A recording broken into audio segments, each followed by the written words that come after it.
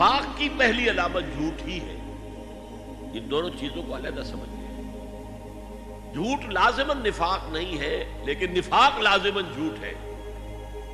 اور حضور نے صلی اللہ علیہ وسلم، یہ بات میری رہ گئی اس بیان میں، میرے سامنے کوئی نوٹس نہیں ہوتے ہیں، اس لیے بعض باتیں رہ جاتی ہیں۔ فائدہ ہوتا ہے سوال جواب سیشن کا کہ وہ باتیں واضح ہو جاتی ہیں۔ یہ میں نے آپ سے کہا تھا کہ علماء نے تفریق کی ہے، ایک عقیدے کا نفاق ہے، ایک عمل کا نفاق ہے۔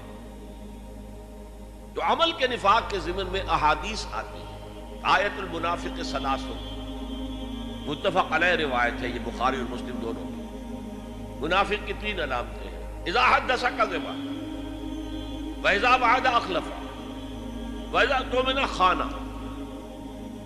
تین علامتیں کیا ہیں؟ جب بولے جھوٹ بولے، جب وعدہ کرے خلاف ورزی کرے، جب امین بنایا جائے امانت رکھی جائے خیانت کرے۔ یہ تین علامتیں اگر ہے، لیکن اس میں جو ہے اذا حدث، جب بھی بولے جھوٹ بولے۔ یہ نہیں ہے کہ ایسے ہی کبھی کسی نے جھوٹ بول دیا تو وہ منافق کا آپ اس پر حکم لگا دیں۔ ایک اور حدیث میں آپ نے ایک چیز کا اضافہ کیا: اربعون من کن فیہ، اگر کسی شخص میں چار علامتیں ہیں تو وہ پکا منافق ہے۔ حدیث میں الفاظ آتے ہیں وَلَوْ صَامَ وَصَلَّى وَزَعَمَ أَنَّهُ مُسْلِمٌ، چاہے وہ نماز پڑھتا ہو، روزہ رکھتا ہو اور اپنے آپ کو مسلمان سمجھتا ہو، اگر یہ علامتیں ہیں تو کٹر وہ منافق ہے۔ اور اگر ایک ہے تو 25% ہے وہ منافق ہے، جب تک کہ اسے ترک نہیں کرتا۔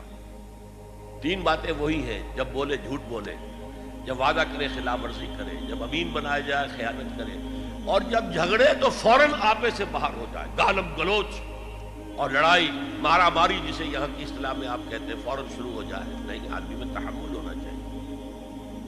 تو یہ عملی نفاق کے لیے احادیث ہے۔